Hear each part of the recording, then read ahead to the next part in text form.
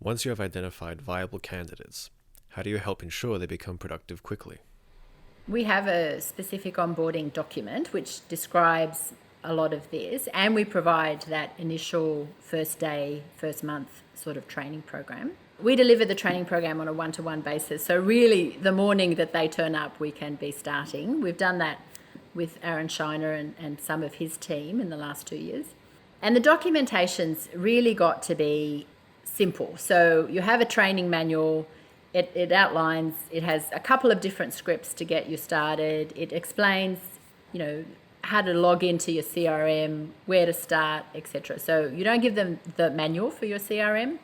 You don't give them every script you've ever used yourself personally. So you give them a manageable chunk, but also a chunk that they can refer to by themselves. So, it can be a bit overwhelming when you first start. And as I say, we have a document for onboarding to get you started. One of the pages in that is the KPI letter. So you discuss this in the interview, and you would refer to it in that scaring the bejeebers out of them stage. So you're really expected to produce at least 3 property viewings a week from your second week. So you don't have really very long to be producing that. And then you're expected really to produce 10 a week by the end of your second month. And the real focus of that is the number of phone calls you make. So if you make really, truly, if you make 100 phone calls and you speak to 20 people, which is about the ratio that you would achieve, because people don't answer their phones.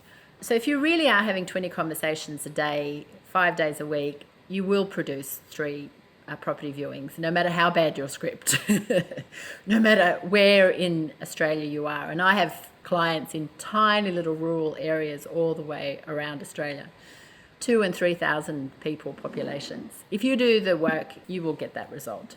So that page you refer to in the first interview, so that they get a sense of, wow, that's a lot of phone calls to be made. And as part of your offer letter. So then it's detailed that you're on 3 months probation, you're expected to make so many phone calls a day with the outcome of 3 property viewings. And I don't like the word appraisals, you'll notice I'm avoiding it. 3 property viewings a week, and we expect for you to go on to this level to be attending open for inspections and listings at this other rate. So open for inspections, they might be helping out with instantly as part of your concierge style process, and then running them on the 2nd or 3rd or 5th week of an open, but never on the 1st until it's their listing, basically. So have a KPI letter. It is in our onboarding document, and have that as part of the offer process. What has changed about starting a successful career selling real estate? So unchanged is the level of activity. So we are still making the phone calls, doing the meetings, door knocking. Door knocking still statistically remains the best use per hour of your time. You're most likely to close a listing if the first time you met them was at the door. But the way we do those things has changed dramatically. The techniques and medium has changed. The other thing that hasn't really changed at all is the need to build trust. So now there appear to be more real estate agents competing for the same homeowner. To build trust is less, you've got less time to do it, but now it's become more important because they have more choice.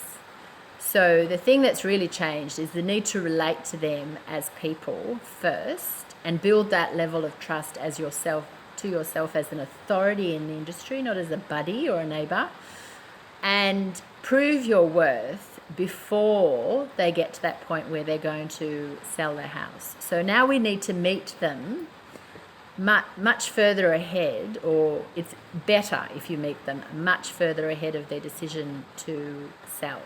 So techniques that start conversations before they're really clear on the fact that they are going to sell their property. Because and the other thing is that you never know when they're going to sell it. Stuff happens in people's lives and it changes fast. But in the old days, it was most likely that people would seek out agents usually by word of mouth and asking amongst their friends and things, walking up and down the street in their local suburbs and working out who's got the biggest window display. But now it's really about getting to them long before they start that journey. What is the most important skill for a new agent to develop? Yeah, so it's about building trust and value first before the transaction starts. If you're lucky enough that the transaction is about to start, well then, go for it. But that isn't likely. And you build that value and trust through exhibiting your professionalism. So you're not necessarily giving them something of value. So that's why I avoid the word appraisal. It's not necessarily about putting a number on their property, because that, in reality, that number is about if we take it to market this week. That number is a useful number. But giving them a sense of the process, a sense of what parts of their property are going to compete well in the open market, giving them an idea of how, because, they might have bought this house 5, 10, 15 years ago, 20, never, they might have inherited it. So casting their mind back to seeing it through buyer's eyes might be too hard, but you can walk through their house and give them a buyer's perspective, and some time to prepare, and some sense of solidness. So there's a huge, for example, push or presence in the market about decluttering and home show renovations, the block, etc. And people seeing these amazing transformations and being daunted. So you can make that more solid by talking about what that really means inside their home. And nobody's expecting them to renovate this before it goes to market. And in many instances, it's not a good idea to renovate before it goes to market, because you're going to renovate it to a degree that you find attractive. So talking about how to rearrange their existing furniture, and that it's not just about decluttering, it's about depersonalizing. So, and I find the word decluttering offensive anyway, but it's about depersonalizing so that people can stand in your lounge room without prejudice or without being, feeling like an intruder, so that there aren't photos of the children's sports awards and your holiday in Bali and, photos of yourself in bikinis on the beach, etc. Even beautiful wedding photos. People are a little squirmy about, invading other people's privacy. So they don't want to stand there gawking at the beautiful wedding photos, but they do want to stand and gawk at the lounge room and have a look at, how big is that couch? Is my couch bigger than that couch? No, I think my couch is smaller than that couch. Would my couch fit in this lounge room? That you do want them to stand and really think about how they would use this room. So the less of you there is in the room, the better.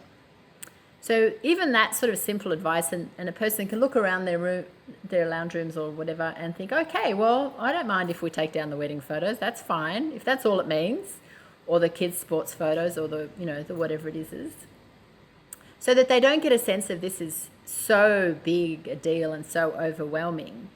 And, if you give them that level of reassurance or comfort, then they will come back to you for more reassurance and comfort. If you make the process achievable for them, then they're going to come back with other questions to you. And once you start a relationship, you don't need to do a lot to maintain it. So spending an hour or an hour and a half doing a property viewing and answering loads of questions that, that are not relevant to today but might come up next year or whatever, is the absolute best use of your time. And they are most likely to let you do that if they've already met you before.